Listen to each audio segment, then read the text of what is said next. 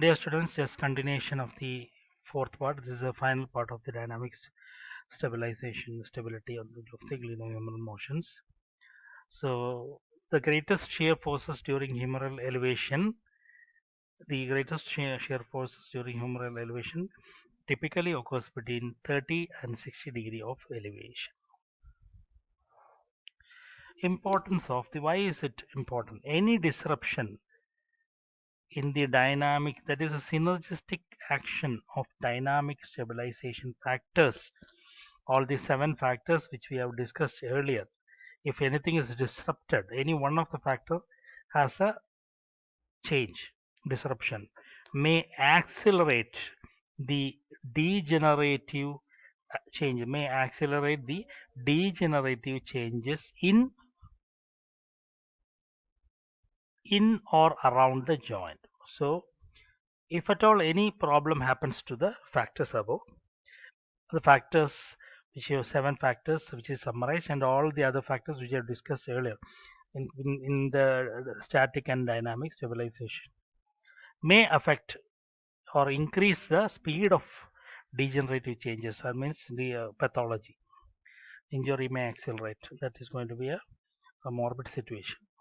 The supraspinatus tendon is under tension most of the person's waking up. Whenever the person is awake, the supraspinatus tendon is under tension, and that is why the we have seen most of the cases we see supraspinal tendinitis a common clinical finding in any shoulder injury or patient complaining about shoulder pain. Majority of the cases we find supraspinatus tendon. Why? Because it is under tension most of the waking hours and is vulnerable to tensile overload and chronic overuse. The 3 words: under tension in most of the waking hours of any person, vulnerable to tensile load, and chronic overuse. Symptomatic and asymptomatic rotator cuff tears. What do you mean by symptomatic and asymptomatic? Symptoms of rotator cuff tears are pain, weakness, instability, that is mean any subluxation or any kind of and bony blocks or any kind of mechanical problems. So symptomatic means pain, weakness, or any mechanical symptoms, that is a instability or any kind of difficulty in range of motion, those kind of. So patients with these problems or without this problem, that is asymptomatic, there is no symptom but there is a problem, and that can be only found by a efficient physiotherapist by some tests. I'm not going to mention about this now because that will come in the clinical part.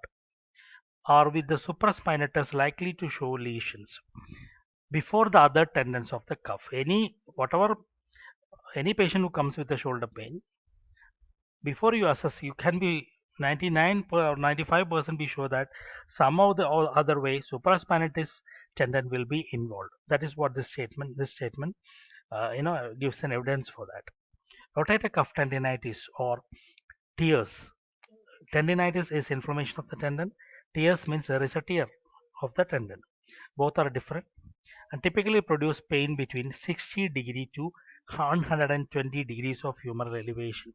This arc of between 60 degree to 120 degree of abduction, usually what we call as abduction. Here we are using the word elevation. It can be in a diagonal pattern also. That's why we are using the term elevation in relation to the trunk. This range constitutes to what is known as painful arc. The painful arc is a range between 60 degree to 120 degree of humeral elevation. So this, if you see any person, if you ask him to elevate his arm or her arm, the entity has a pain from 60 degree to 120 degree of elevation, you can be sure that this is a painful arc. And when you know that it's a painful arc, you can be sure that there is a 90% chance of supraspinatus tendinitis or tear. Other percentage of will go to what? ITS and long head of uh, biceps brachii. And then other reasons may be what we have discussed earlier, the physiological, anatomical, and pathological. You remember the injuries of the leading to shoulder glenohumeral injuries. So this is what, from this biomechanical idea, whenever you see a patient, you can be very clear that how you're going to manage this patient.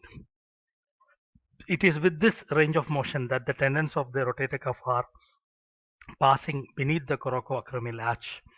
Beyond 120 degree, the tendon has rotated past the overlying arch structure. So you have to remember that what is the importance of this 60 degree to 120 degree is that this is the area where the rotator cuff tendons, this is a range in which the rotator cuff tendons are passing beneath the coracoacromial arch.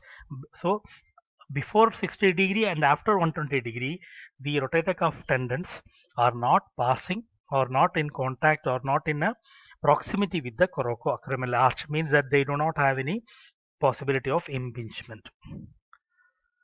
Now we'll go to the final part of the dynamic stabilization on the glenohumeral motions. That is pathologies, other pathologies other than what we have discussed, which can be leading to shoulder pain. So in the shoulder joint, you have to understand that I just want to discuss few things and then we'll go to this. I just want you to remember that the above factors, whenever you see in future, when you become a physiotherapist and whenever you see a patient, you have to remember that the muscles such as the ITS or the medial rotators and lateral rotators of the shoulder, which all these muscles which you usually don't think about during the elevation, are playing an important role in the stabilization, either in static, mostly in what we are discussing is a dynamic stabilization. So in the dynamic stabilization, you have to remember that seeing any patient, always the MMT, manual muscle testing, to know the muscle power and to know the range of motion of each degree of motion of the shoulder joint is the first rule of assessment, assessing any shoulder joint pain. Just some, usually what we see is physiotherapists think they know everything. They just ask the patient to lift their arm and say, this is painful arc syndrome, finished. Give a treatment, write a treatment. That is not enough.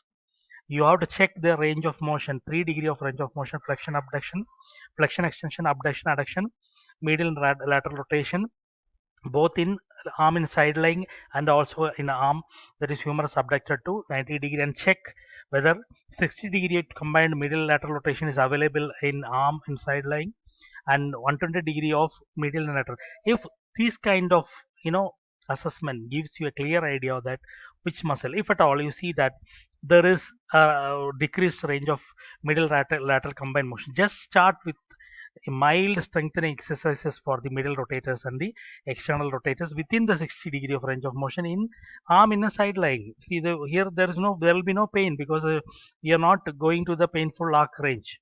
So these kind of ideas we can, this kind of implementation in clinical approaches are very important to alleviate any kind of shoulder pain, especially recurrent kind of shoulder pain, or especially in athletes. You should have a good idea how to use, how to go about a particular case. Each condition differs, each kind of person differs, so you have to have a customized treatment plan for each patient. So the above four parts which we have discussed, and the final part, this is the final part. If you read this, if you are listening to this part and keep it in your mind, you can always be very critical, and you can take good care of your patients, whoever is coming with acute, subacute, or chronic shoulder pain. Now going to the other pathologies leading to shoulder pain: degenerative changes in the acromioclavicular joint. As you all remember that I already told you that whenever a person comes with the shoulder joint pain, you are looking at the gleno. Now we have been discussing about the glenohumeral joint, but also you should start from the sternoclavicular joint. You have to check the sternoclavicular joint, whether the range of motion, all just the rotatory roll and everything is good, and then you have to check about the acromioclavicular joint. You have to check the scapulothoracic joint, that is, and we will be further discussing about the scapulohumeral rhythm also again, and in the next classes, and those things are very very important. So here the other pathology leading to shoulder pain, here we are not talking about just gleno. We have completed the glenohumeral motions.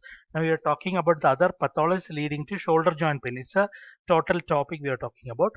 May result in pain in the same area of the shoulder as pain from supraspinatus or rotator cuff lesion. Here we have to be very, very, listening properly, that it can, the AC joint pain will show a similar clinical finding, symptomatically will show, such as the pain which has been elicited because of the pain, the pathologies in supraspinatus or rotator cuff lesions.